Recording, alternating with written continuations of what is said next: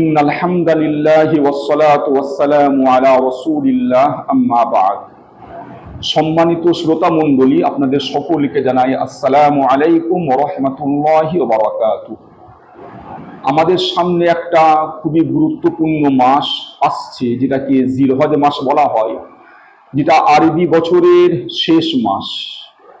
এবং আমাদের যে আল্লাহ তাআলা দুটো ঈদ দিয়েছেন, তার মধ্যে একটা ঈদ এই মাসেই পালন করা হয়, যাকে আমরা ঈদ উল আযহা বলে থাকি। এই ঈদ উল আযহা বা কুরবানি পালন করা হয় জিলহজ মাসের 10ম তারিখে। এই মাসের 1ম তারিখ থেকে নিয়ে 10 তারিখ পর্যন্ত যে দিনগুলো, এগুলো ইসলামী শরীয়তের দৃষ্টিতে খুবই গুরুত্বপূর্ণ এবং ফজিলতপূর্ণ দিন। আল্লাহ তাআলা তার পাক কালামের সূরা ফজরের শুরুতে ইরশাদ করেছেন, ওয়াল ফাজরি ওয়া লায়ালিন আশরিন ওয়াশ শাফঈ ওয়াল ওয়াতর, অর্থাৎ ফজরের সময়ের কসম, 10 রাতের কসম, জোর এবং বেজোরের কসম। এই সূরার মধ্যে ওয়ালায়ালিন আশর যে শব্দটা এসেছে, অর্থাৎ আল্লাহ তাআলা যে 10 রাতের কসম খেয়েছেন, অধিকাংশ মুফাসসিরিন একমত যে এই 10 রাত বলতে জিলহজ মাসের প্রথম দশকের 10টা রাতকে বোঝানো হয়েছে।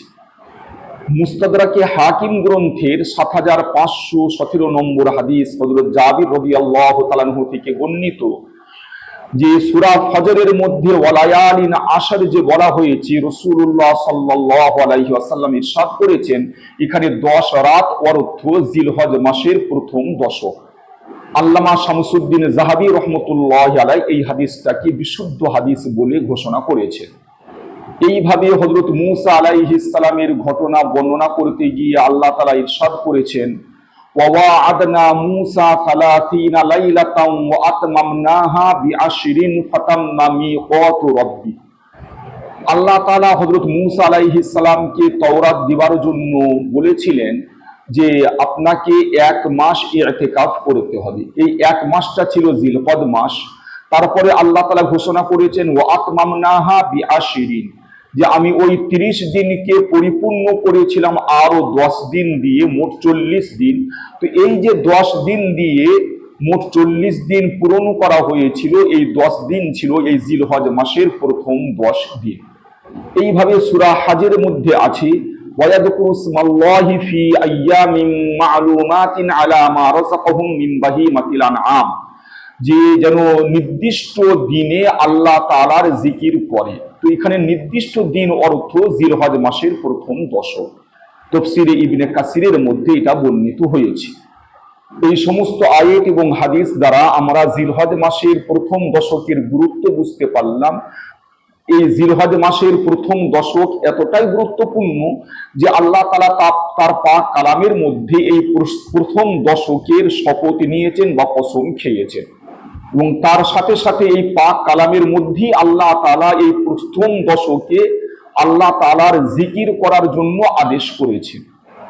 বুখারী শরীফের 969 নম্বর হাদিসের মধ্যে আছে, আন ইবনে আব্বাস রাদিয়াল্লাহু তাআলা আনহুমা قال قال رسول الله صلى الله عليه وسلم মাল আমালু ফি আইয়ামিন আফযালা মিনহা ফি হাযিহি, অর্থাৎ সারা বছরের মধ্যে জিলহজ মাসের প্রথম দশকে ইবাদত করা সবথেকে উত্তম।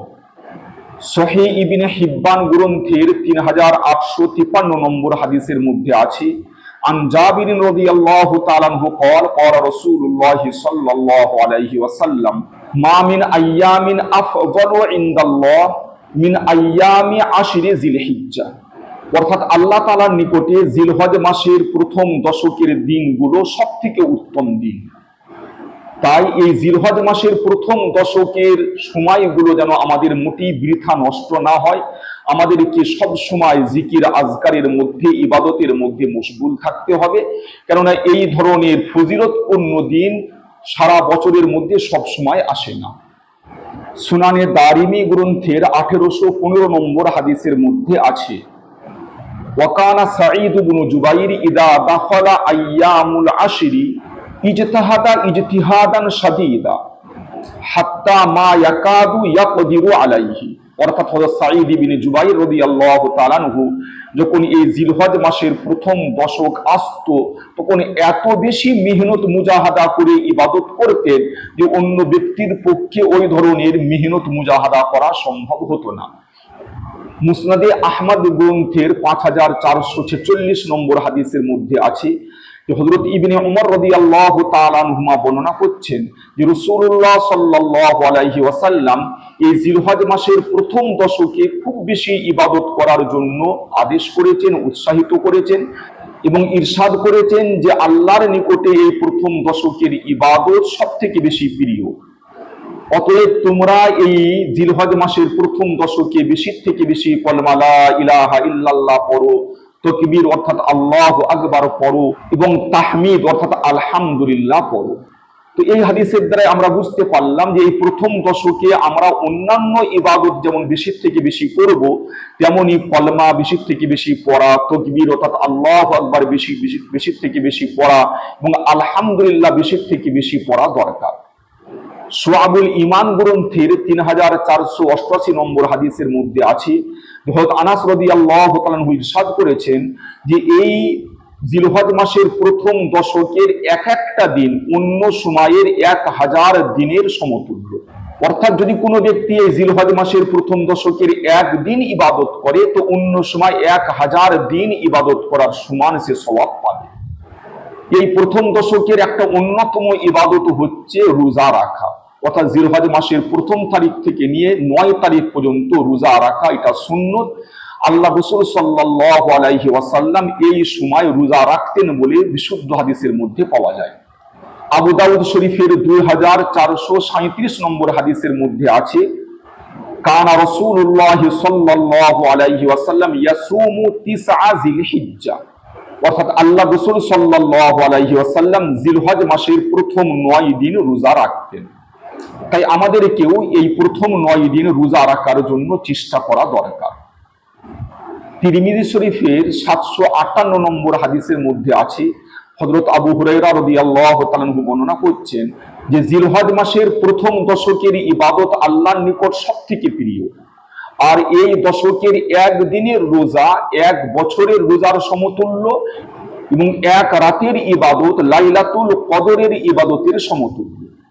এই দশকের আরেকটা গুরুত্বপূর্ণ ইবাদত হচ্ছে যারা কুরবানি করার ইচ্ছা রাখে তারা যেন এই জিলহজ মাসের চাঁদ ওঠা থেকে শুরু করে কুরবানি না হওয়া পর্যন্ত তারা নিজেদের শরীরের চুল, নখ ইত্যাদি না কাটে।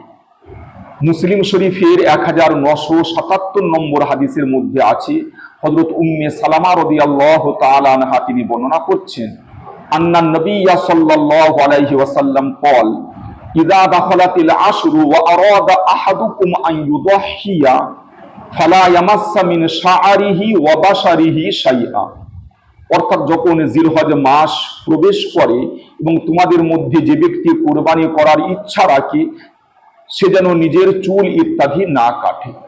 এই ব্যাপারে প্রায় সমস্ত উলামা একমত যে যে সমস্ত ব্যক্তিদের কুরবানি করার ইচ্ছা তাদের জন্য জিলহজ মাস শুরু হওয়া থেকে কুরবানি হওয়া পর্যন্ত চুল, নখ ইত্যাদি না কাটা সুন্নত। এই 2024 সালে আগামী 7ই জুন শুক্রবার জিলকদ মাসের 29 তারিখ, অর্থাৎ শনিবারে জিলহজ মাসের 1 তারিখ হতে পারে। যেহেতু শুক্রবারেও চাঁদ ওঠার সম্ভাবনা আছে তাই শুক্রবারে মাগরিবের আগে আগে আমরা আমাদের শরীরের নখ, চুল এবং অতিরিক্ত পশম কেটে নেব যাতে আমাদের আর জিলহজ মাসের প্রথম দশকে এগুলো কাটার প্রয়োজন না হয়। তবে যদি কোনো ব্যক্তি এমন হয় যে জিলহজ মাসের 10 তারিখের মধ্যে তার অতিরিক্ত যে পশমগুলো আছে বা নখ ইত্যাদি 40 দিন পার হয়ে যাচ্ছে তবে কিন্তু তার জন্য কেটে নেওয়া আবশ্যক।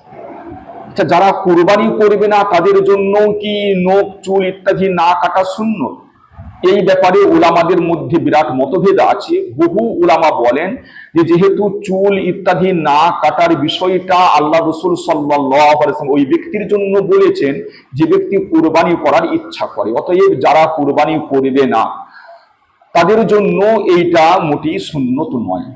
অপরদিকে একদল উলামা বলছেন যে না, যারা কুরবানি করবে তাদের জন্য তো এটা সুন্নত আছে, আর যারা কুরবানি করবে না তারাও যদি এই সুন্নতটার উপর আমল করে তো ইনশাআল্লাহ তারা সওয়াব থেকে বঞ্চিত হবে না। এমনকি কিছু উলামা বলেন যে বাচ্চাদেরও এই জিলহজ মাসের প্রথম দশকে নখ চুল ইত্যাদি না কাটা দরকার। কেননা মুস্তাদরেকে হাকিম গ্রন্থের ৭৫২০ নম্বর হাদিসের মধ্যে আছে, হযরত ইবনে উমর রাদিয়াল্লাহু তাআলা আনহুমা জিলহজ মাসের প্রথম দশকে রাস্তা দিয়ে যাচ্ছিলেন, তো দেখলেন যে এক মহিলা তার বাচ্চার চুল ইত্যাদি কাটছে। তো ইবনে উমর রাদিয়াল্লাহু তাআলা আনহুমা তাকে বললেন, তুমি যদি এই প্রথম দশক পার হওয়ার পরে কাটতে তাহলে কতই না উত্তম হতো। এই হাদিসের দ্বারাই বোঝা যায় যে যেমন বড় যারা কুরবানি করবে তাদের জন্য এই বিষয়টার উপর আমল করা সুন্নত, তেমন যারা কুরবানি করবে না এমনকি যারা বাচ্চা তাদের জন্য এই বিষয়টার উপর আমল করা সুন্নত এবং সওয়াবের কারণ হবে ইনশাআল্লাহ। তাহলে আমরা বুঝতে পারলাম যে কুরবানি দাতার জন্য এই দশকে চুল নখ ইত্যাদি না কাটা সুন্নত, কিন্তু যদি কেউ কাটে তাতে এই সুন্নতের সওয়াব থেকে বঞ্চিত হয়ে যাবে, কিন্তু তার কুরবানির মধ্যে কোনো অসুবিধা হবে না। আল্লাহ তাআলা আমাদের সকলকে এই জিলহজ মাসের প্রথম দশকের মর্যাদা রক্ষা করার এবং বেশি থেকে বেশি ইবাদত করার এবং যে সমস্ত বিষয়গুলো আল্লাহ রাসূল সাল্লাল্লাহু আলাইহি ওয়াসাল্লাম এই দশকে করতে বলেছেন সেগুলো করার তৌফিক দান করুন। ওয়া আখিরু দাওয়ানা আনিল হামদুলিল্লাহি রাব্বিল আলামিন।